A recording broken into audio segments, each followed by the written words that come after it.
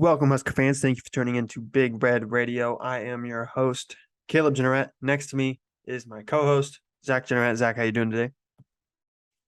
Doing good. Yeah, finally, Zach finally got an official mic. He's got a light behind him, so now we're an official show. We're finally here. Feels like we've just been warming up this whole time. Now, all the other Husker Talk shows, watch out because we're coming for you. All right. Social shout out, Twitter, Instagram, TikTok, and Facebook.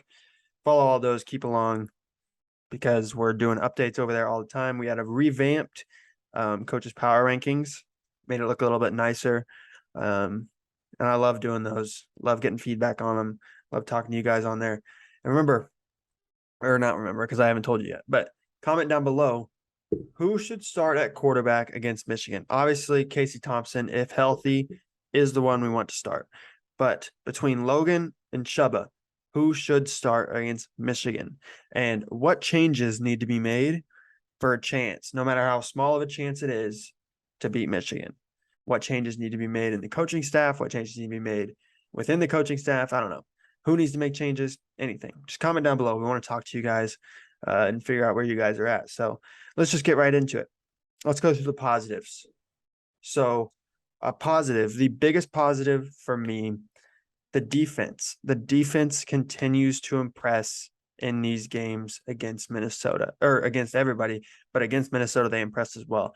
I think in the first half, they were under like 50 total yards. They eventually wore down a bit as the game went on, but that, I mean, you can't expect anything like that, especially when the offense isn't staying on the field for more than one drive at a time. The defense has to continually be on the field, and it's just tough on a defense to do that. So, what was your first positive that you took away from this game? Yeah, also the defense for me, mostly the first half, I would say. Defense here, the rush defense honestly was huge for me. Minnesota ended the half. I just had it. I believe it was 28 yards in the first half. I was tallying up what Ibrahim had in that first half. I believe it was a little bit over 30, maybe 40 yards um, in the first half. The only reason that's higher than uh, the team total is because of the sacks that we had. Um, but yeah, you held one of the best backs in the country to 40 yards in the first half. Not even, I think it was under 40 yards in the first half on a whole lot of carries. You held an explosive offense to 28 yards in the first half. It was That to explosive in the me is second half. yes.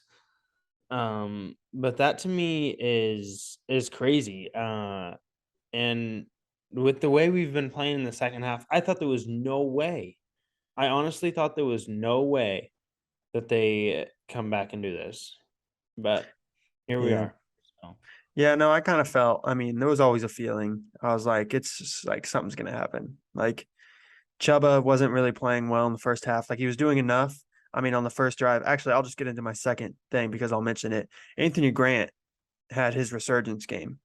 Had 115 yards. He had 60 yards on the first drive alone. Just continue. He just runs with so much vision, and he's just so fun to watch. He always tries to do so much. Sometimes it's a little bit of negative. He tries to bounce the ball outside and gets tackled in the backfield when he could have gotten 2 yards, or tries to bounce the ball outside when he tries to get 20 when he could have just gotten the first down. But I mean, you live with it because he does bounce some, and he turns 5 yard losses into 4 yard gains, and he turns 3 yard losses into no gains. He's just that's the kind of back he is, and he just makes people miss. But what I wanted to say was Chubba did enough on the first drive because it was pretty much just give the ball to Anthony Grant, and then he had the read option on the goal line, which is what Zach's been calling for the second half of the season. Like it's been crazy, and he finally runs the read option, and hello, he scored a touchdown on it. So seemed like we could have done that sooner, but we'll talk about that, I'm sure, later in the yard. But yeah, no, Anthony Grant was my second positive that I took away from it. Yeah, so that's a little bit close to mine, but not exactly what mine was. Mine was just the rush offense in general. I feel like with Casey Thompson in. We haven't really established the run, especially with Trey Palmer, Marcus Washington, Johnson, Vokalek. I mean, we really do have an incredible receiving core, but I think we got to realize that we have such a deep running back room. Like one of the maybe not the best in the Big Ten, but possibly the deepest. Um, you've got guys in there that can do anything. You got Grant that can bounce runs. You got Yant that can power through. When AJ Allen is healthy, you got him that can bounce runs. Ramir Johnson kind of plays both ways on that. Same with Gabe Irvin. He kind of plays both ways on that. And then Chubba Purdy and Logan Smothers can run the ball as well. And so I feel like we've been missing out on half of our offense for most of the year here. And to see Anthony Grant go over 100, Chubba Purdy have 24 and a touchdown. Logan Smothers get 4 carries here. It's good. It's nice to see that. And I'm not trying to bash on Whipple because I know coming from Pitt and coming from the ACC, it's a very pass heavy conference. And so for as long as you've been there, and when he was with the Steelers with Roethlisberger, for as long as he was anywhere really, he's been in a pass heavy offense. So to completely change that is a tough ask. But I think we need to realize that we do have a running game here with a line or without. Like I said, in prior videos, you can run the option without the line. It's a huge help having if you have a bad line running the option because you get that extra blocker. Yeah, for sure. So my last good that I took away, my positive that I took away was the team just continues to fight. Like we saw it in this game. They were hyped when they were making big plays. There was a lot of big plays in the first half, and everyone was hyped.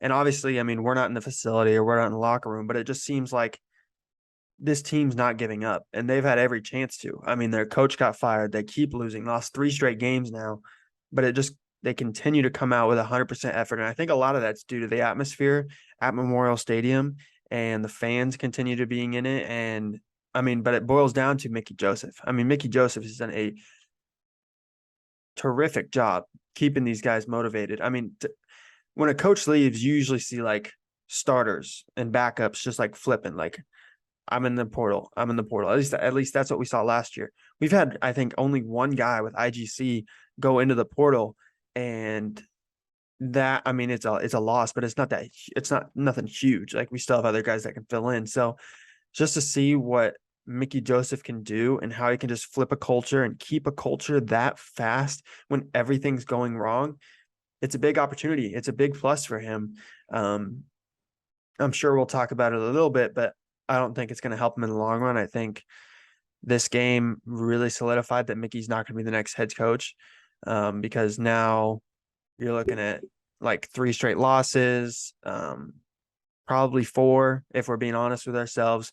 I mean, we'll talk about it on Thursday or on Friday, but the Michigan game's not looking good. If Mickey can somehow pull it out, there's a chance he gets hired, but even if he does that, like it's still just going to be tough to hire him. But that's not what this is about. I'm trying to be positive about Mickey because he has done a great job with these guys, and he's a player's coach. And I think he's really shown that even in the worst of situations, that if you have the right guy in there, these players will continue to play their hardest and they will continue to try to win. So that was my last positive. Yeah, for me, my last positive is the fans stayed. And that may not be, something we brag about a ton at a place like Memorial Stadium. It seems like we always have that, and we've always been blessed with that, and that's awesome. But when a team scores 20 unanswered on you and it looks like the game is over and it's just starting the fourth quarter, a lot of places the fans are going to leave. It's going to happen. But they showed shots of the student section and shots of the fans. When we went down and kicked that field goal, they were hyped, right? I always thought we had a chance because the atmosphere is there. That's a big reason why players want to come here, right? No one wants to go somewhere where you're not going to get cheered for, where you're not going to get supported. You will always be supported at Nebraska, win or lose. There's always going to be fans there. You're always going to have a great atmosphere. And then with your point on Mickey Joseph, yes, I think this shows that he isn't going to be the next head coach, but for some reason, I'm seeing out there a whole lot of fire Mickey Joseph, Yeah, and that doesn't make any I just sense. I don't understand it. I think people gotta understand what this guy was thrown into. He was thrown into him in the Wisconsin, position are probably some of the hardest positions to be thrown into. Personally, I think it's this one is harder because these Nebraska fans want winning now. Because we've been so used to it and we haven't had it for so long when we're deprived of what we have known for so long. And so he got thrown into one of the hardest positions and I think has excelled Mhm. for the situation given. You just lost to a team that was rated as one of the best in the Big Ten by one score. And okay, one score losses, you can't continue to say, oh, we're always just going to lose by a score. One score losses happen. Alabama, again, just lost by one score, right? Um, plenty of teams out there losing by one score. It doesn't matter. The only thing that matters at the end is the wins and losses. And so you just lost a close game to Minnesota, a game honestly probably should have won. Illinois, I think, is a game we should have won. Purdue is a game we should have won, right? And if you have a guy that's maybe a little more experienced, we win those games. People got to realize that Mickey Joseph is putting us in incredible positions to win games, and we're just on the wrong side of them. And that, I mean, that's going to happen. It's happened to us too many times, but it's going to happen, and we got to find out how to fix it. But for him to do what he's done is exponential, and I'm incredibly grateful for him. And I think he should be. I think he should stay around for as long as he coaches because he's a huge get for this team in the locker room, the recruiting, especially the receiving coach. He can coach the quarterbacks a little bit, and then just a great guy to have around. Yeah, no, 100%. Mickey shouldn't go anywhere. We should do everything we can to keep Mickey around. Maybe not as the head coach, but definitely on the staff in some sort of way. Just pay him extra to be the receivers coach again. Pay him like a coordinator, but obviously he's going to be the receivers coach. So, yeah, no, Mickey's great. I want to keep Mickey around. Just he's maybe just not ready for the head coaching job. Now let's move on to our negatives. We've spoken a little bit about some negatives, but diving deeper into it, I wanted to start out with something that just like it just didn't make sense to me. And it was the play calling after the first quarter. Like Anthony Grant was running up and down the defense. Like he was running them down. They couldn't stop him. And then we just start throwing it. And I understand that you have to keep the defense on their toes, but they were on their heels when Chubba wasn't throwing it. Like they knew Anthony Grant was running it and they still couldn't stop it. And then you just pull back and let Chubba throw it. Like I understand if it's flipped, like if Chubba's throwing it well and you score a touchdown and then you start running it, yeah, I get that because you're trying to like run clock, you're trying to get time possession, but throwing it literally has no upside if you're not doing it well.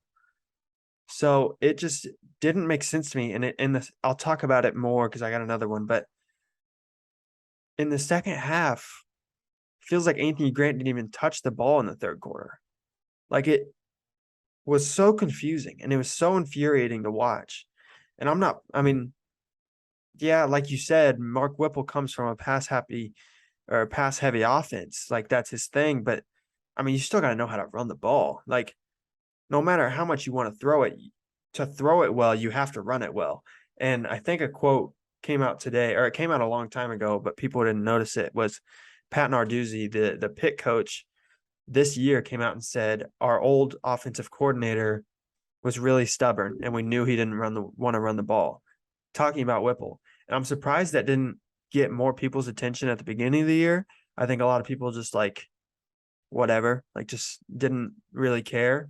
But now it makes so much more sense. And it just seems like, and yeah, I mean there's this connects to all my negatives really, but it just seems like he's stubborn. Like he doesn't want to do he wants to do what he wants to do, or it's just not gonna work.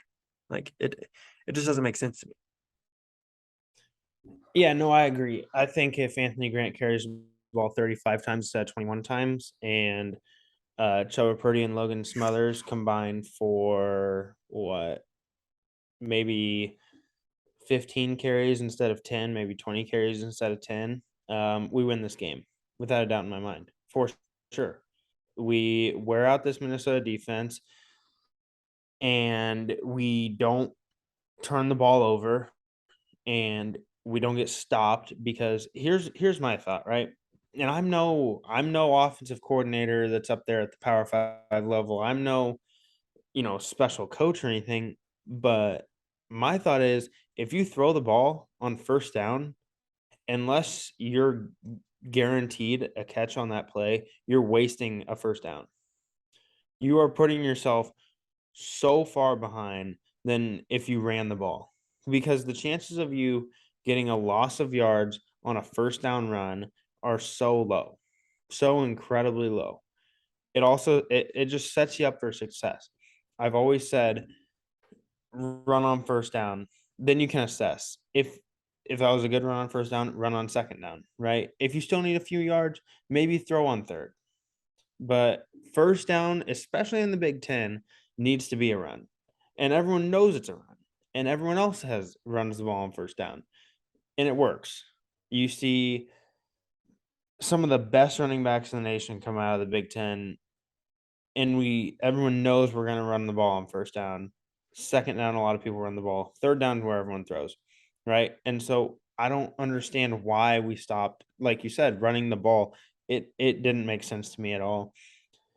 And nothing against Logan Smothers and Chubba Purdy, but they're not elite level passers. If you have Case Thompson in there, maybe, but these guys are not elite level passers. One went 5 for 10, the other one went 6 for 16, right? And they had 121 yards combined. Chubba Purdy averaged 2.6 yards a pass. Like that's it. You can't do that, right? And why would you why would you put someone in there that's going to average 2.6 yards a pass over someone that's averaging 5.5 yards a run? Mhm. So I don't understand. I think Mark Whipple's a great offensive coordinator. I don't think he's a good offensive coordinator here. I think we need to bring in someone that is either I think you got to bring in someone with Big Ten experience to call the plays because no one else understands how much you got to run the ball in this league. And Yeah. unless you're Ohio State, you cannot throw the ball that much in this league. So, yeah. Mhm. Yeah. 100%.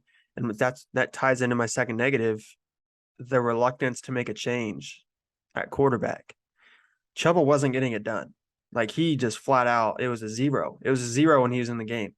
Like he was just missing guys. He wasn't like he's fast, but he wasn't like making good decisions. Like he almost threw a pick on the goal line when I think on the drive, we either kicked a field goal or we ended up scoring the touchdown on that drive.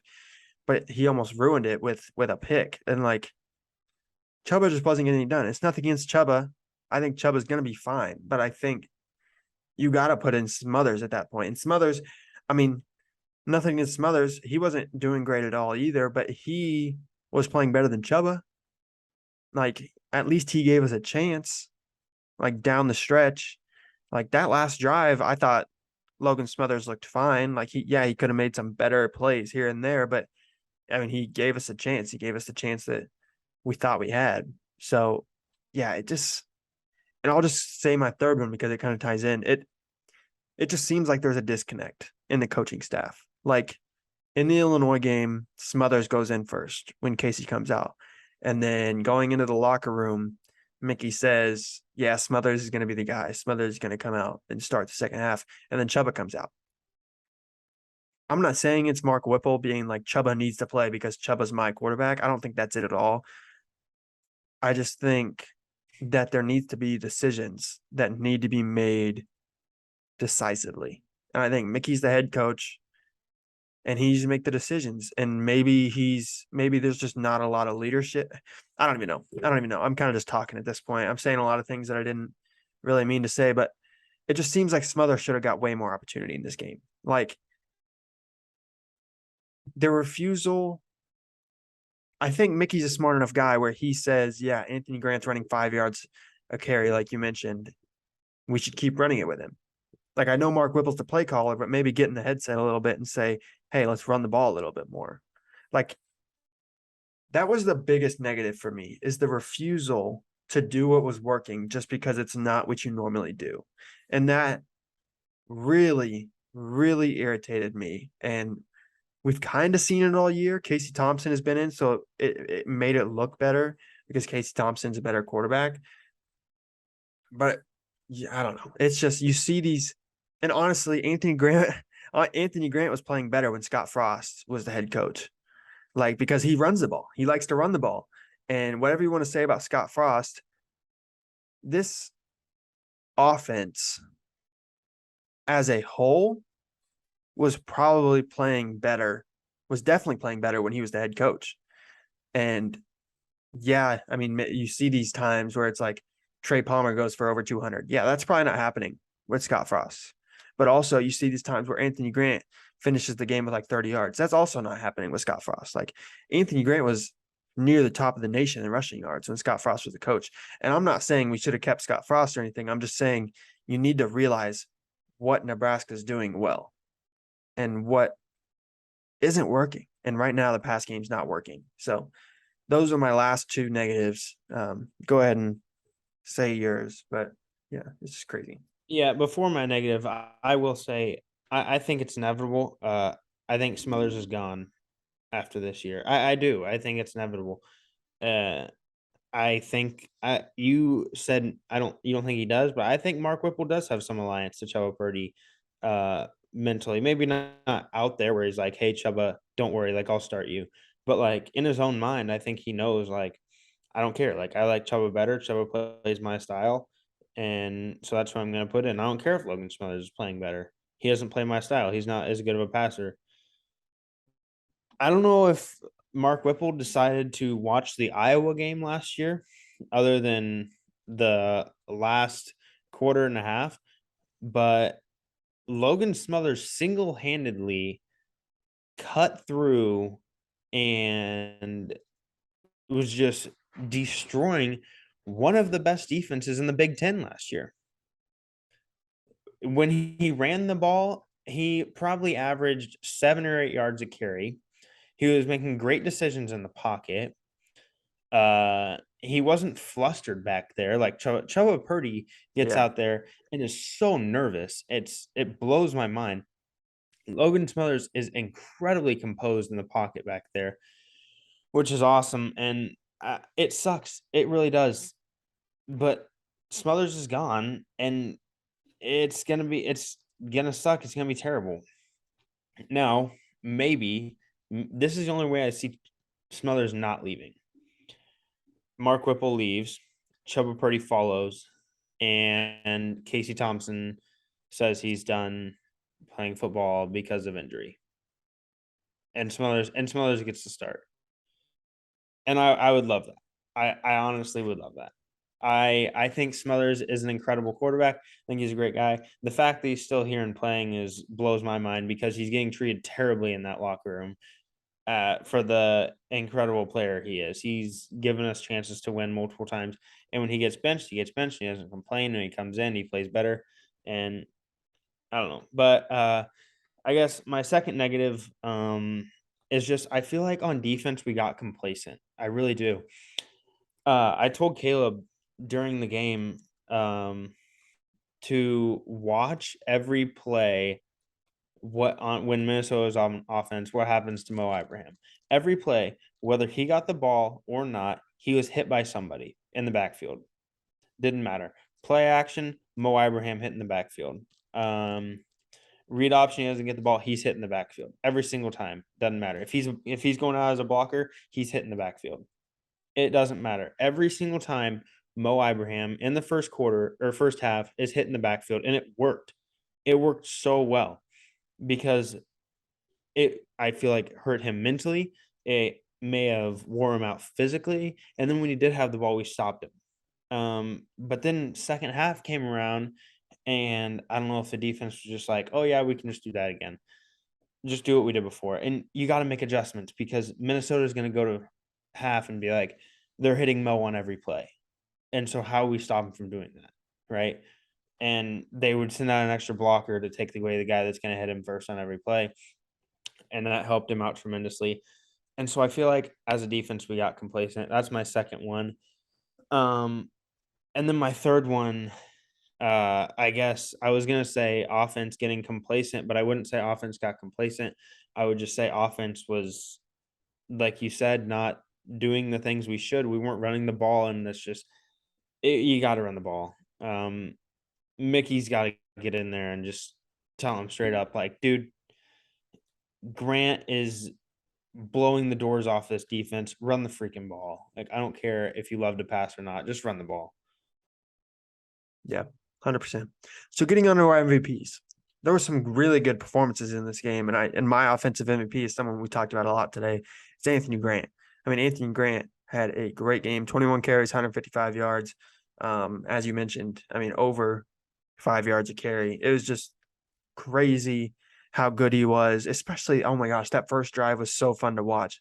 I mean, 60 yards on an 80-yard drive is exactly what I needed. Like, that's exactly what Nebraska needed to win this game. And that's why Nebraska was winning the game when he was getting a lot of carries. So, yeah, Anthony Grant's easily my offensive MVP.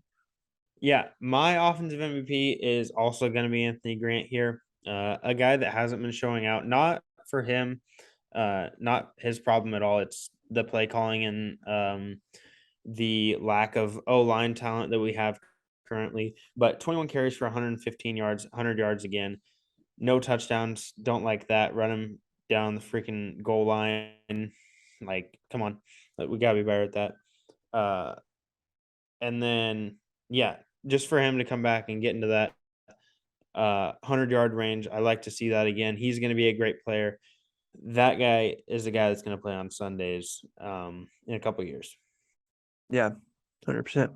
On defense, this is a guy that we have had big expectations for years now. Caleb Tanner is my defensive MVP. That dude was everywhere. Finished with 6 tackles, 2.5 tackles for loss, 1.5 sacks. He was just everywhere. I mean, like, he was making every play. He was sacking Tanner Morgan. He was getting to Mo Ibrahim in the backfield, like you mentioned, especially in the first half. Kind of not disappeared in the second half, but kind of as the defense did, just kind of got worn out and started just getting Mo Ibrahim just started running all over us, kind of. But yeah, no, Caleb Tanner was everywhere, and Caleb Tanner had a great game. So that's my defensive MVP. Yeah, my defensive MVP is going to be maybe a little questionable, maybe a little oh, what's the word? I don't know, not liked by some people. But I like to say that our MVPs are based on the game only and their performance in the game only, and things outside the game should not affect whether they win MVP or not. Uh, my my MVP, surprisingly enough, is going to be Miles Farmer. You don't put up. I'm sorry. All right, you don't put up these numbers and not get MVP. He had 14 total tackles this game. 14. And he doesn't play a position that gets to see the ball a lot. It's different if Luke Reimer goes in there and has 14 tackles, or Kalarevic gets in there and has 14 tackles, or someone on the D line, Mathis, or yeah, any of those guys have 14 tackles. But Miles Farmer, at the D back position, coming in there and having 14 total tackles. Sure, only 4 were solo, but that's just how Big Ten football is played. It's a gang tackle.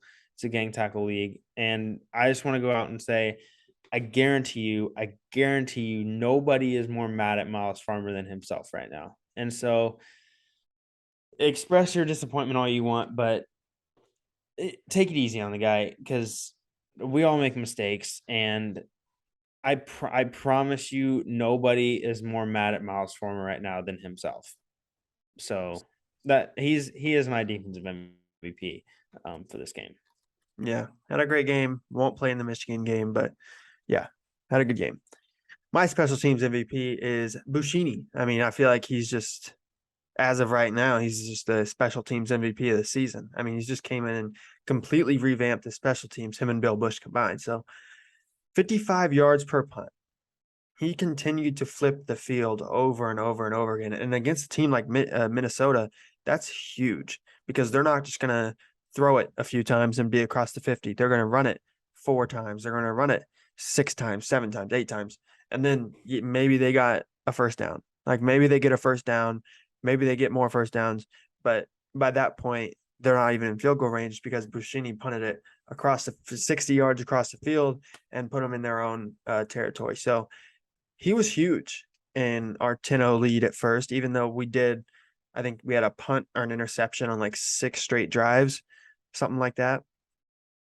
But those punts were huge because Minnesota wasn't able to do anything with that until they put in their backup that could actually throw it 20 yards down the field. So, yeah, no, Buschini was great this weekend, and he was my special teams MVP. Yeah, so Buschini is my special teams MVP as well. If you go back and look at my X factors, one of my big ones was the field position battle here because, like Caleb said, a team that's going to run the ball all the time is going to have a really hard time driving the ball all the way down the field. They're gonna play a game like a field position battle, and to have a guy like Buschini come in here and average 55.5 yards a punt. He didn't put any in the 20. That's tough to see because that's definitely where you want to beat teams like this.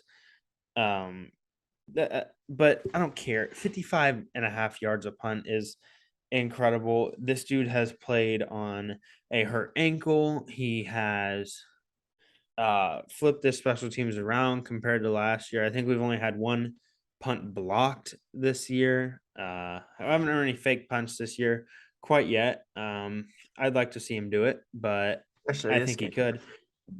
Yeah. But yeah, Buschini is a great punter that has came in, and can't wait to see what he does in the future.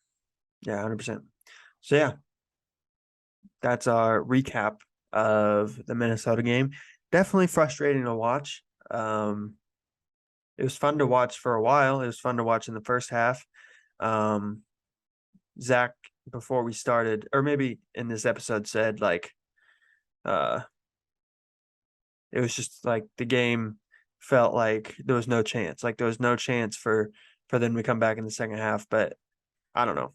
I kind of felt like even though we were up 10-0, I still felt like something's gonna because like going into the second quarter, Chubba still wasn't playing well, and it was like one of these is just gonna get picked off, and then then they're gonna score, and then they're gonna have the momentum, and everything's just gonna flip, which eventually it did. I mean, the momentum flipped completely. That third quarter, they had way more yards than they did the entire first half, and we didn't. I mean, I think we finished with like 7 yards in the third quarter or something like that, something crazy. It was just absolute zero, and it was very hard to watch. But in the end, we still had a chance, and hopefully we can do that again this week. That's all we ask for is a chance at the end, maybe, or like we'll talk about it more in the next episode because big game this week, big game this week. But yeah, so that's all we got. Remember to comment who we should start, who should start against Michigan, and any changes that should be made to give Nebraska any sort of chance against the Michigan Wolverines. It's gonna be tough. For a chance to be shouted out in next week's episode. But Zach, you got anything before we sign off? Nope. All right. We'll see you guys on Friday. Go Big Red.